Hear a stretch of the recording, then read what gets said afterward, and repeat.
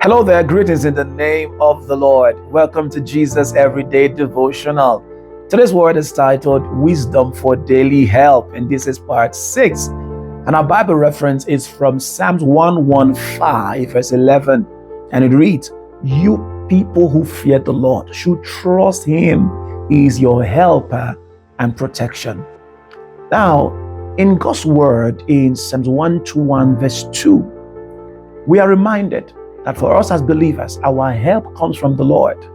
Everything we need to live extraordinary, meaningful, impactful lives is found in God.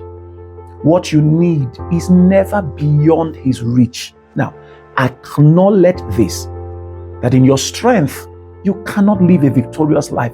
Only God has what you need to fulfill His will for your life. Every day, we must humbly acknowledge before God that we cannot live without Him.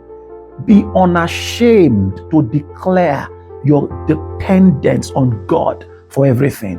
Now, this sincere act of humility positions you to receive His help, His assistance at all times. He continues to shower His favor on those who walk in humility.